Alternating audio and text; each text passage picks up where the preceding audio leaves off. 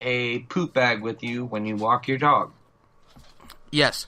There's nothing there's nothing like that panic that sets in when you see your dog take a squat. Oh, exactly. And And especially if there's people around and yeah. you're just like, how the hell what am I going to do now? Like, Yeah. Are there some creative ways that you've resolved that? yeah, normally leaves. Mm-hmm. We live in New York. There's bags all on the street. Delilah, I have... Yeah, go ahead, Jack. All right. My Husker do is going to be... Oh. Husker just came up and is climbing on top of me now. That's your Husker do? That's a terrible one. That's not even a rule. It's just what's happening. Husker, down. Stop it. Stop it. Husker. All right. Husker. He can't hear you. Oh, yeah, I forgot you said you had headphones in. Yeah, Husker do. Oh, man. I don't have one. Just think of the thing. Yeah. Eat Colby Jack cheese or something. Ooh. Husker do buy the shredded Parmesan cheese instead of the grated Parmesan cheese, like I really not the powdery one. yeah, but not the powdery one, like the actual like shredded one. I think it adds class agree with you. and I agree integrity with you. to a meal. Yeah, I agree with you. I don't like the powdery one. It like disappears. Yeah, I don't even know if I put it on. If you put it on a hot thing, it just Yeah, dissolves. I like watching the shredded Parmesan like melt, and then yeah, it's beautiful. Mwah.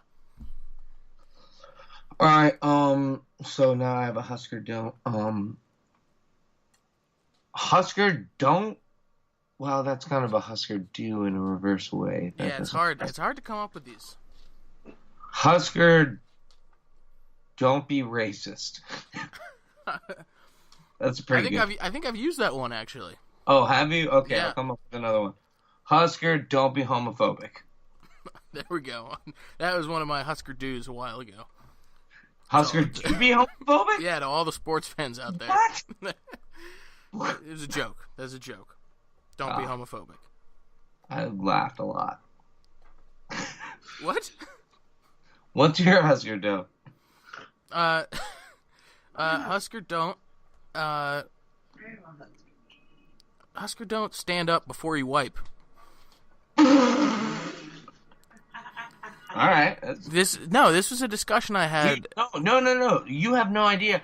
I did not know. I used to stand up and wipe my butt until I was 16 years old. It's a real thing. The only reason I stopped is because I saw that movie with James Van Der Beek. It goes like backwards. I can't think. Memento? No. That's a movie that I didn't know whether he was in it or not, but that movie goes backwards. I can tell you all of the actors in it, but I don't remember the name. All right, I can't remember the name either. But anyways, there's a scene where he's pooping and he wipes his butt on the toilet, and I was like, that makes so much more sense. Like, why? And it took until I was 16, dude. I saw that movie. It's a real thing. It's much more convenient. It's the best because your cheeks are already spread. Yeah, you know exactly. Like, Delilah wants to do a Husker do and Husker don't. I want to do a Husker don't. Okay. Just a Husker don't? Specifically a Husker. Are you okay?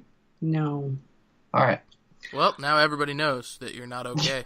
A Husker don't yell at somebody and make them do something and then watch them do it. Is this still about the table cleaning? Yeah, this is still about the table, I think. We stopped talking about sports already, Delilah. Fuck you. That's my sister-in-law.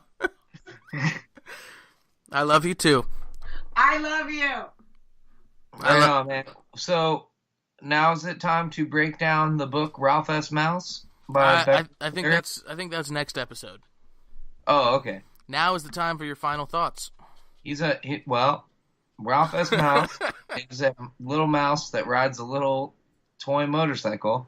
Never really understood how the toy motorcycle worked or how he could manipulate it with his tiny mouse hands, but it was a great book, and I really enjoyed it. Excellent. Excellent Also, indeed. Cory has a little wiener. Yes, we've established this. Yep. I've seen it twice. Ew. Also, half of it is green. That's the Oh. Ew. Yeah, I All know. right. Well, my final thought is this. As always, you can find us on Twitter at DCSports_daily. You can find us on Apple Podcasts. Just Have a search blessed DC night. Sports Daily. Comment, rate, subscribe, all those things. Have a blessed night. And that's my line, Nick. Have a blessed night. Well, actually, not yet, because I am about to pause the recording, and then I have to call OT in because he has to give his gambling lines for the weekend. Have a blessed night. All right, Nick, as you sign off, any last thing that you want to say? OT, have a blessed night. All right. Also, wait, Jack. Wait 1 second, okay? Okay. So, Jack, Nick has gotten up from the computer. I'm taking over. Hello, Delilah. Hi, baby. How are you? Good. I love you. I love you too. Do you have anything to say to the nice people of Northern Virginia? Nothing about sports other than What I about- hate What Boston. What about Chris Jensen? Chris Jensen is amazing, He's listening. and he's fantastic. Excellent. Do you want to comment on any new films that have come out recently that you've seen? Well, I did see It, and I thought that the new version of It, Pennywise? The new Pennywise? the new Pennywise, Dude, yes. you know what's weird? What? I had no idea what the actor looked like. And I saw a picture of him. He's like a young, very nice-looking guy. He is nice looking. Okay, I'm back. Shut up, Delilah. I'm going to read you a segment of a poem by Allen Ginsberg. This is Nick's How many final boys thought. will strike the black piano in imitation of the excess of a native saint? Or girls fall wanton under his spectre in the high schools of melancholy night, while all the time and eternity in the wan light of this poem's radio will sit behind forgotten shades, hearkening the lost jazz of all Saturdays. Have a blessed night. Thank you, Nick. So a big thank you to Nick for coming on the show, and of course Delilah. We're going to do a live call into OT right now. It's going to be different quality. I'm not calling him in on Skype, literally just going to give him the call. I think he expects me to remember what his picks were from last week. I don't, but I'm sure he has a fairly decent knowledge of how he did. Oh, there he is. One ring, and OT answered. You're on the podcast, OT. Am I live? You are live. Yes. Sports Talk Daily? DC Sports Daily, yeah. DC Sports Daily, whatever the name of this thing is. And this is Office Cory Talk. there? No, Cory. He's at work. I just I recorded the episode with my brother via Skype. So he just logged nice. off, and we're wrapping up the show with some Office picks. Office picks. All right, I was actually just going through college. I'm not even sure if I haven't done proper research on the NFL, but I could probably, actually, I looked at a couple earlier. Who am I kidding? Yeah, come on, be honest. Yeah. You have a problem. What am I lying for? It's been up on my computer every day this week. Obviously, I've been stalking lines. All right, we'll start with, where do you want to start? You want to start with Thursday Night Football and then go to college? Yeah. Are you confident enough in Rams-Niners to bet this game? Okay, I am. So I am confident. Who doesn't bet the Thursday night game? It's like, It's the first game of the week. You got to start out. You got to put some live.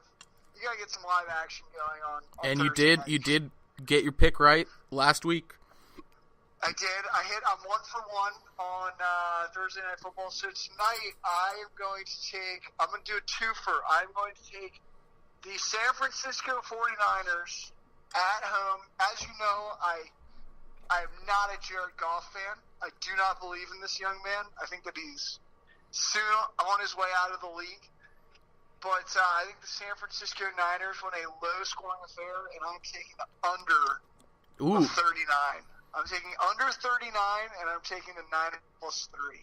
Wow, it's a pretty good pick. Those are my picks. So yeah, that's my Thursday night NFL picks. So what do you want to do now? Let's get your college picks. All right, college picks. So, all right, in the noon session, the two games that stand out to me. And this is going to sound crazy because people have been sleeping on the Big 12, and I actually think that they might be the best conference in college football. And I'm an SEC guy, as you know. I do Love know the that. SEC. Go Cox. Love the SEC, but the Big 12 is kind of stacked. Like, I got to say, I kind of dig a couple teams they got, but I like West Virginia on the road at Kansas laying 21 points. That's what I like. I like NC State at Florida State getting 13. I think NC State's actually got one of the more underrated quarterbacks in the league. And I think Florida State's hurting without Francois. Yep, definitely. I'm a big fan of – I love this game. I'm definitely going to be playing this game heavy. And I don't know why this spread is not higher. But Virginia Tech at home against Old Dominion laying 28. That's anytime there's a 28-point spread, though, it's just it scares me. And the one that scares me is when this is an example of one that scares me. I'll get you one better. What would you imagine the Alabama Vanderbilt spread should be? I'll put it at like 20. Wow. Okay. Never mind. That's pretty solid. That's a good guess. See, to me, I feel like that should be a 28-point spread, but it's only 18 as I'm seeing it, and to me, it's just like, wow, that's low. Vegas must know something that I don't know. Yeah, Vegas tends to do that. So I'll be staying away from that game. I'm going to bet the game of the day just because you got to play that game. Oklahoma State at home against TCU, -14. I will be playing Oklahoma State, and I will be playing the over, -14 and over 72. I will be playing South Carolina, -10 at home against Louisiana State. Is that a homer pick, or do you really think they can cover that? I actually think that people are sleeping on the Gamecocks because of the injury of their best player, but I still think they're a pretty solid football team. Deebo Samuel's injury hurts, but I still think they got some talent. In what I think is going to be a very low-scoring game, I like Purdue +10 against Michigan. I think Purdue's better than people think. And I know there's a night game. You're missing one game that I told you to bet. Well, that's the other game that I've been looking into. Is some insider has told me to play Wake -5. So I actually have already placed a bet on that. I already have action on that game. Good. Wasn't going to give it as one of my hot picks. Well, I'll tell you why. I'll tell you why that is a lead pipe lock. It's because Wake Forest actually has an offense this year, and this is kind of like, the same thing with the Browns, although I don't know if you noticed, but the Browns are actually favorites this week. I know. I hate that. Yeah, God, it's that's crazy. nuts. But Wake's knock over the years has, of course, been that they can't score. So, and this line goes right along with that line of thinking, which is Wake's going to win. They're playing App State. They're playing in App State, but that's basically a home game. I mean, it's a tough atmosphere to play in. Many teams before them have gone there and lost games that they should have won. But Wake isn't a big name. They're not. They're not the kind of team that App State's going to really get up for. Like, oh, we're playing a top 25 school here. And Wake can score the football this year. They have a redshirt freshman, Greg Dortch, at receiver, who is, I think, one of the most dynamic playmakers in the ACC. If you haven't seen this kid play, make sure that you tune in and watch him. He has, I think, 4 or 5 touchdowns. 6 touchdowns, I think, through the first 3 weeks. He returns punts. The dynamic receiver in the ACC, that is like saying that you're crushing Paul VI JV squads. Like, no, I am the best wide receiver on the Paul VI JV team. Sorry, what conference won the national championship last year? Oh, Oh, Unfortunate. what conference won the Heisman last